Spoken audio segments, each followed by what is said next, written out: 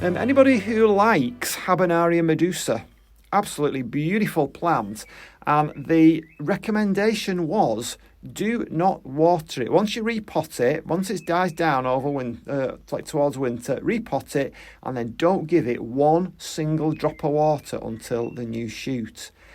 And it worked. Look at that. I've actually got a new shoot. It's like an orchid that does like nothing that other orchids do. It's completely different. It's like a bulb that you plant under the ground, keep it in the dark, don't give it anything at all over those winter months, and then it pops back up again. And it worked.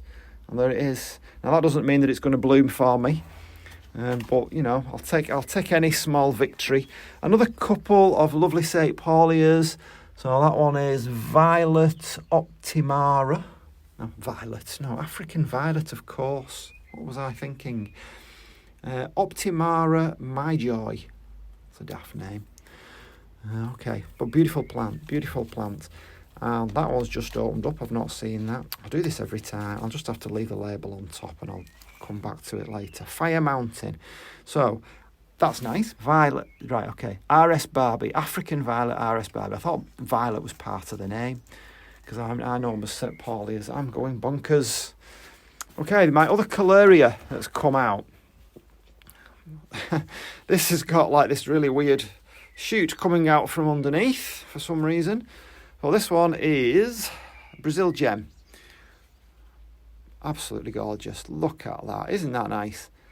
Now that one's taken, for some reason, it's taken like 3 months longer to open up than its neighbour over here, which, as you can see, is still growing and going very, very strongly.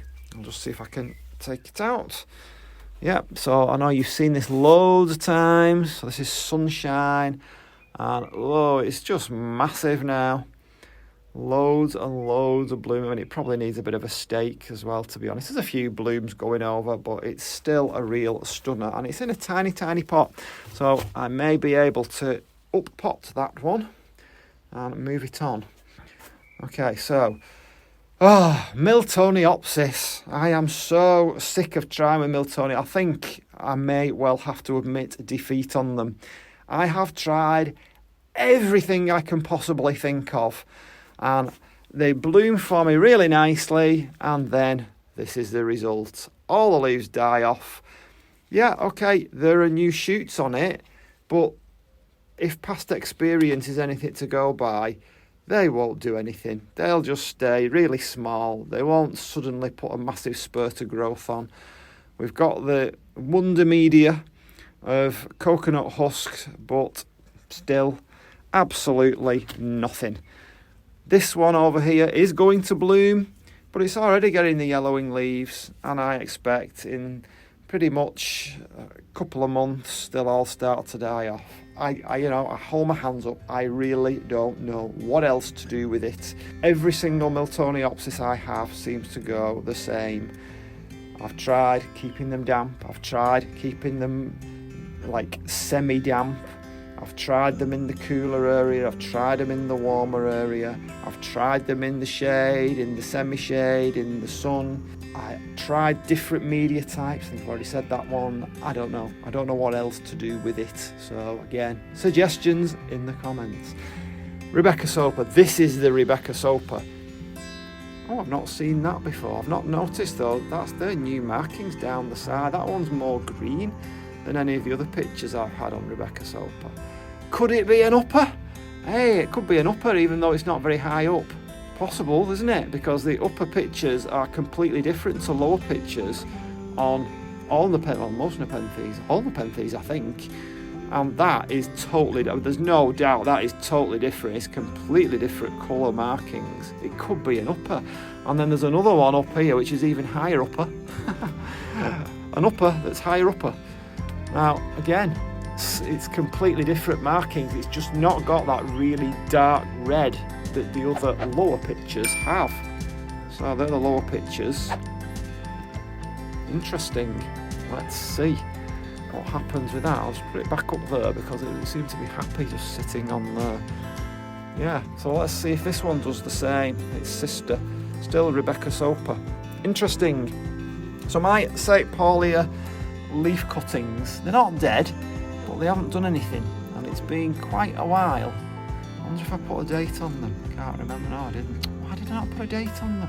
Can't be that long. Come on, Smar. When did you pass them to me? When did you send me these leaf cuttings? I don't know how long they take. Never done Saintpaulia leaf cuttings before. Like I say, they're not dead. They do seem to be pretty slow growing, so we'll give them time. Listada. If you want to know all about that one, get onto my Begonia videos.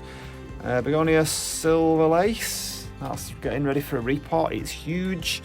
Another huge begonia in the corner. And I have some more begonias on the way. I mean, £3.50 they cost at Dibley's for a plug plant. And like that, you know, it's taken like 2 years to get to that size. These have taken 1 year to get to that size. And that's even after being set back at 12 degrees over winter.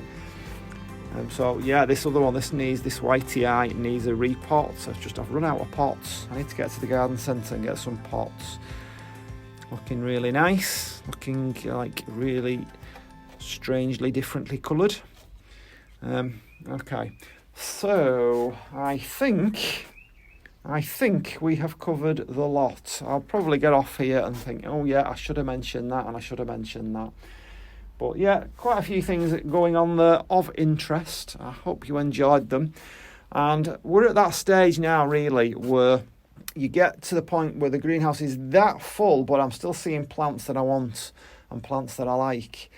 And I think really I've got a number of plants that I've got duplicates of. I have a number of plants that really I've got to ask myself, what else can I go with them? I think Miltoniopsis is one of them. I really don't know where to go with that one.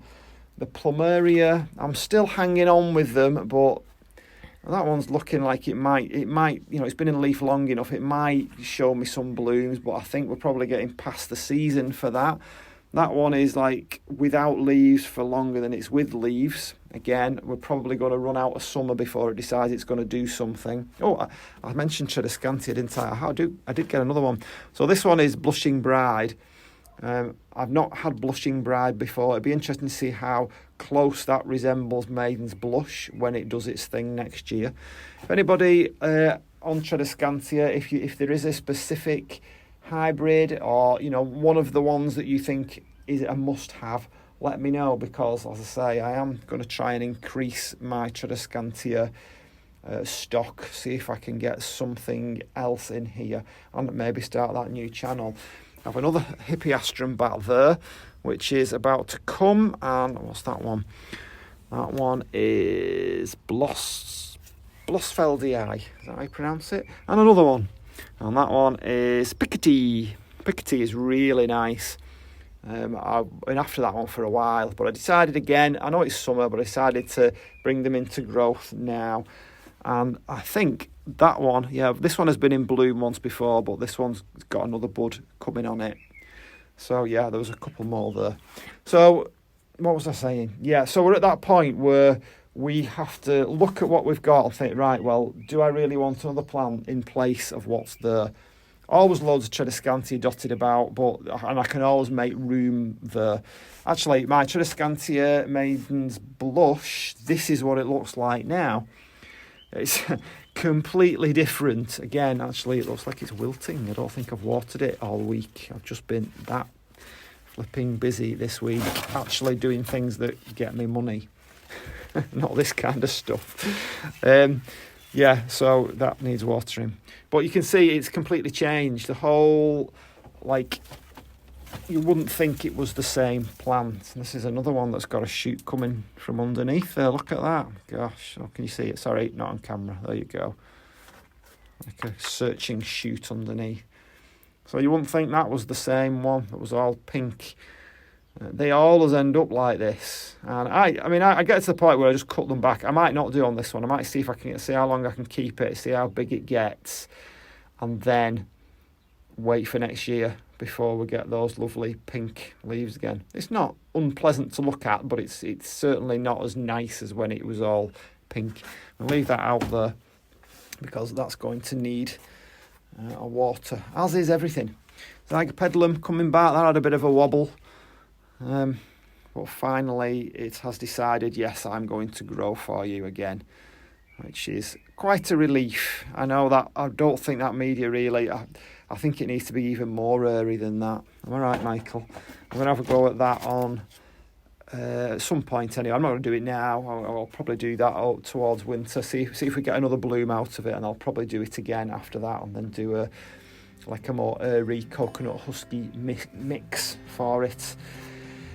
Okie dokie. Yeah, so yeah, we need to have a look and see if there are things that need chucking out, because you do get to the point where it's like, how much time and effort do I put into this one, and it's just not going to work for me unless I can actually come up with something that says, well, have you tried this or have you tried that? With Miltoniopsis, I really don't know where else to go with it. I don't know what else to try.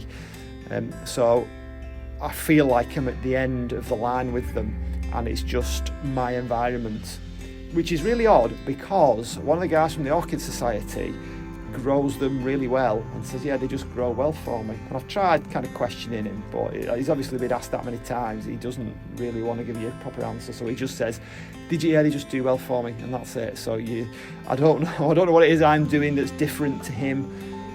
If somebody can give me any other thought on it, then I might try that. I might not give up on them, but for now I'm thinking, well, if I've nowhere else to go with it, I really don't know what else to do. It's pointless keep buying them. I might as well go more for the things that I know do well for me, like the begonias, for example. I was going to do a begonia channel. Nicholas would like that, that's for sure. Okay, so I think that's it. I think we've done enough. I hope you enjoyed this video.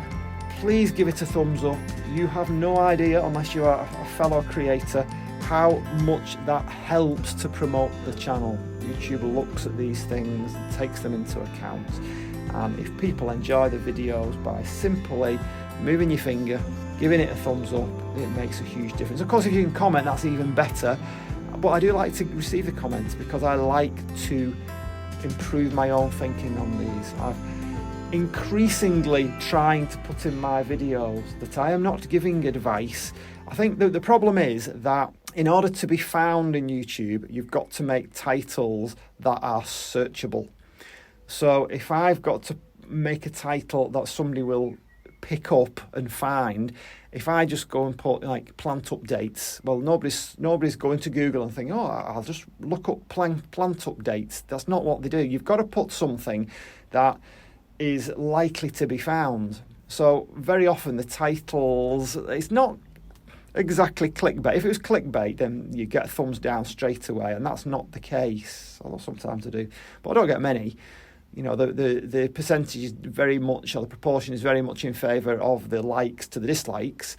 However, I've got to put a title that will be found, and it's only by doing that can I continually grow the channel, and it's worked so far. But having said that, I don't want people to think that I'm coming across as a know-it-all, because my goodness, the more I learn, the less I realise I know.